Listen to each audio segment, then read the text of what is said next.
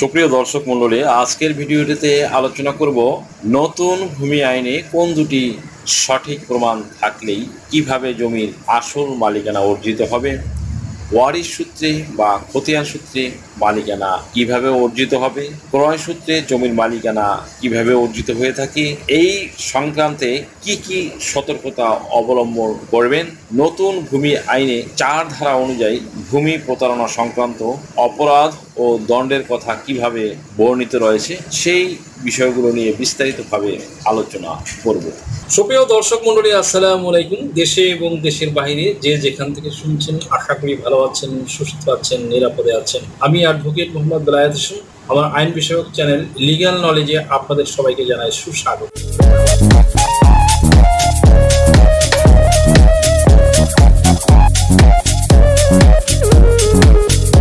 তাহলে মূল আলোচনা শুরু করা যায়। আমরা জানি যে স্বাধীন হওয়ার পরপর অনেক তীব্র সমস্যার মুখোমুখি হয়েছিল বাংলাদেশ যাত্রা শুরু করেছিল বলতে গেলে শূন্য থেকে। সে সময় যৎকিঞ্চিৎ সাহায্য দিয়েছিল বহু দেশ, কিন্তু তার অর্থনৈতিক অবস্থা দেখে মার্কিন যুক্তরাষ্ট্রের পররাষ্ট্রমন্ত্রী বাংলাদেশের নাম দিয়েছিলেন তলাবিহীন ঝুড়ি। তার ধারণা ছিল যে যতই সাহায্য করা হোক না কেন বাংলাদেশ কখনো নিজের পায়ে দাঁড়াতে পারবে না। কিন্তু আজ স্বাধীনতার এত বছর পর এসে বাংলাদেশকে দেখে সমগ্র বিশ্ব বিস্মিত হচ্ছে। উন্নয়নের এক অনুকরণীয় দৃষ্টান্ত স্থাপন করেছে বাংলাদেশ। সে ক্রমে উপরে উঠছে, আরও উপরে যাবে। অজস্র তার অর্জন।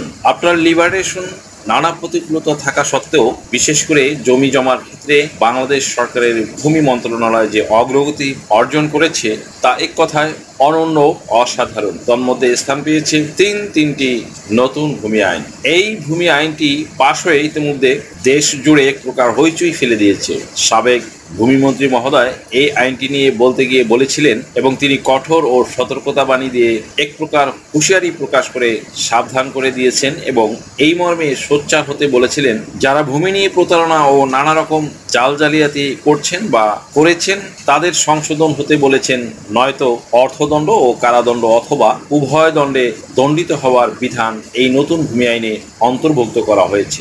এই ব্যাপারে কাউকেই ছাড় দেওয়া হবে না। যাই হোক দর্শক মণ্ডলী, এবার মূল আলোচনায় আসা যাক। আমরা কিন্তু মূলত দুইভাবে জমির মালিকানা অর্জন করে থাকি বা জমির মালিক হয়ে থাকি।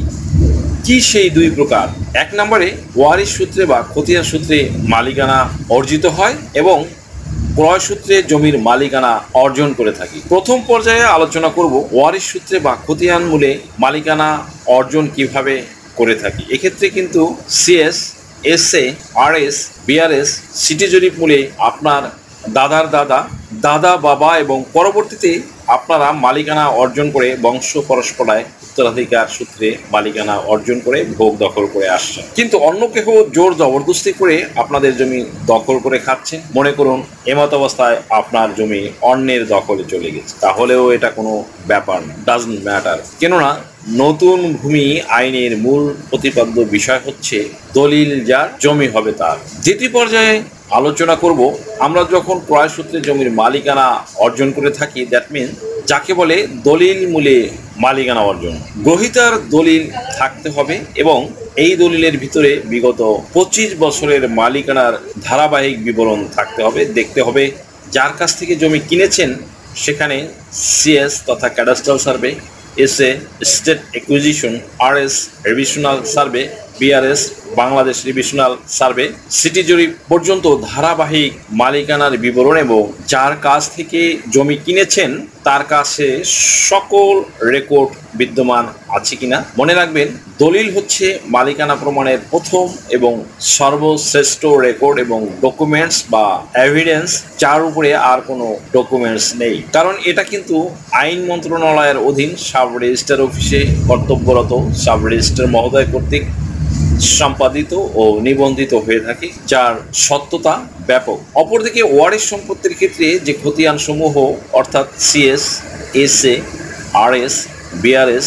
সিটি জরিপ পর্যন্ত এগুলোও কিন্তু বাংলাদেশ সরকার কর্তৃক সার্ভে করে এসি ল্যান্ড অফিস কর্তৃক সৃজিত হয়েছে, অতঃপর আপনাকে মালিকানা দিয়েছে। 1940 সালে যখন সিএস খতিয়ান তথা ক্যাডাস্ট্রাল সার্ভে সৃজিত হয় তখন কিন্তু ব্রিটিশ সরকার জমির সম্পূর্ণ মালিকানা আপনাদের বুঝে দেননি, তখন দখল সত্ত্বে মালিকানা ছিল। পরবর্তীতে পাকিস্তান সরকার এসে সম্পূর্ণ মালিকানা অর্পণ করেছেন। এরপর যে খতিয়ান এসেছে সেই খতিয়ান মূলে ভূমি মন্ত্রণালয় কর্তৃক যে ভূমির মালিক সেটা স্পষ্ট ছিল।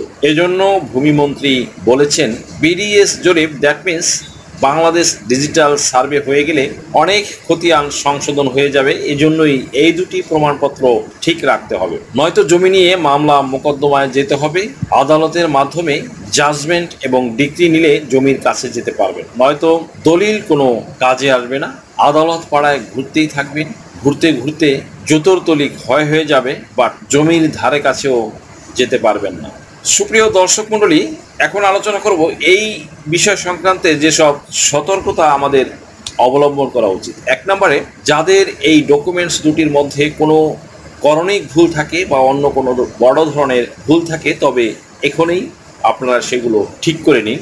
প্রয়োজনে দাতাকে নিয়ে গিয়ে সাব রেজিস্ট্রি অফিসে গিয়ে সংশোধন করে নিন, কিংবা মোকদ্দমার প্রয়োজন হলে করে এসব ঠিক করে নিন।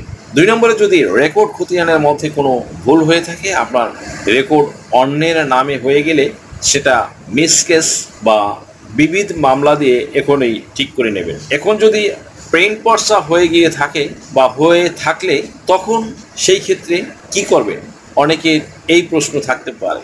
এক্ষেত্রে হতাশ বা ফ্রাস্ট্রেশনের কিছু নেই বন্ধুগণ। এখন ল্যান্ড সার্ভে ট্রাইব্যুনালে সময় নেই বলে ভয়ের কিছু নেই। আপনি একজন ইমিডিয়েটলি সিভিল লয়ারের মাধ্যমে এসব প্রবলেমগুলো সলভ করে নেন। অনেকে হয়তো মনে মনে দোয়া করছেন এই আইন পাশ হয়েছে কিন্তু ইমপ্লিমেন্ট হবে না কোনো দিনই, কারণ তারা স্বার্থান্বেষী মহল, তারা সুবিধাবাদী, ভূমিলেপসু, ভূমির দখলকার, দুর্নীতিবাজ।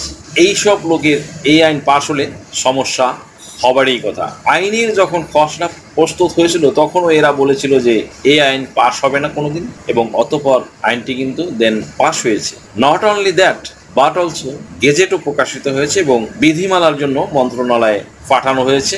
ইমিডিয়েটলি হয়তোবা এটা হয়েও যাবে এই আইনে। সো এই আইনে কিভাবে জবরদখলকারীর দখল বাতিল হবে তা জেনে নিই। সুপ্রিয় দর্শক মণ্ডলী, নতুন ভূমি আইনের 4 ধারায় বর্ণিত রয়েছে যে ভূমি প্রতারণা সংক্রান্ত অপরাধ ও দণ্ডের কথা। ধারা 4 উপধারা 1, ভূমি হস্তান্তর, জরিপ, রেকর্ড, হালনাগাদকরণ বা ব্যবস্থা বর্ণিত কোনো কার্যক্রম ভূমি প্রতারণা সংক্রান্ত অপরাধ বলিয়া গণ্য হইবে না। যথা ক নম্বরে বলা যায়, অন্যের মালিকানাধীন ভূমি স্বীয় মালিকানাধীন ভূমি হিসাবে প্রচার করা। খ নম্বরে, তথ্য গোপন করিয়া কোনো ভূমি সম্পূর্ণ বা উহার অংশবিশেষ কোনো ব্যক্তি বরাবর হস্তান্তর বা সমর্পণ করা। গ নম্বরে, স্বীয় মালিকানাধীন ভূমির অতিরিক্ত ভূমি যা অন্যের মালিকানাধীন ভূমি তৎকর্তৃক ক্ষমতাপ্রাপ্ত না হইয়া কোনো ব্যক্তি বরাবর হস্তান্তর বা সমর্পণ করা। ঘ নম্বরে, কোনো ব্যক্তি অপর কোনো ব্যক্তি বলিয়া মিথ্যা পরিচয় প্রদান করিয়া বা জ্ঞাতসারে এক ব্যক্তিকে অপর ব্যক্তিরূপে রূপান্তরিত করিয়া কোনো ভূমি সম্পূর্ণ বা উহার অংশবিশেষ হস্তান্তর বা সমর্পণ করা। মিথ্যা বিবরণ সম্বলিত কোনো দলিল স্বাক্ষর বা সম্পাদন করা। চ কর্তৃপক্ষের নিকট মিথ্যা বা অসত্য তথ্য প্রচার করা। এবং স এই আইনের উদ্দেশ্য পূরণকল্পে বিধি দ্বারা নির্ধারিত অন্য কোনো কার্য সম্পাদন। 2 উপধারায় রয়েছে কোনো ব্যক্তি। উপধারা 1, দ্যাট মিনস আলোচিত উপরে যে বর্ণিত আলোচনাগুলো করলাম সেই আলোচিত অপরাধগুলোর কোনো একটি অপরাধ সংগঠন করিলে তজ্জন্য তিনি অনধিক 7 বছর কারাদণ্ড ও অর্থদণ্ডে দণ্ডনীয় হইবেন। এসব কারণেই মূলত দলিল বাতিল হয়ে যাবে। সো সুপ্রিয় দর্শক মণ্ডলী, আশা করি সম্পূর্ণ বিষয়টি বুঝতে পারলেন যে নতুন ভূমি আইনের কোন দুটি সঠিক প্রমাণ থাকলেই কিভাবে জমির মালিকানা অর্জন করবেন, ওয়ারিশ সূত্রে বা ক্রয় সূত্রে মালিকানা অর্জন, এই বিষয়ের উপরে কি কি সতর্কতা রয়েছে নতুন ভূমি আইনের 4 ধারা অনুযায়ী ভূমি প্রতারণা সংক্রান্ত অপরাধ ও দণ্ডের কথা বিস্তারিতভাবে জানতে পারলেন। প্রিয় দর্শক মণ্ডলী, আশা করি ভিডিওটি থেকে সামান্যতম হলেও উপকৃত হয়েছেন। যদি ভিডিওটি আপনাদের সামান্যতম উপকার আসে তাহলে রিকোয়েস্ট করব চ্যানেলটি লাইক, শেয়ার, কমেন্টস এবং সাবস্ক্রাইব করে পাশে থাকা বেল আইকনটি প্রেস করে দিন, যাতে পরবর্তী ভিডিওর নোটিফিকেশনটি খুব সহজেই পেয়ে যান। আজকের মতো এখানে শেষ করছি। দেখা হবে অন্য কোনো দিন, অন্য কোনো ভিডিওতে, অন্য কোনো আইনি কন্টেন্ট নিয়ে। সেই পর্যন্ত সকলে ভালো থাকুন, সুস্থ থাকুন, নিরাপদে থাকুন। আবারও সবাইকে ধন্যবাদ জানিয়ে এখানেই শেষ করছি। আল্লাহ হাফেজ।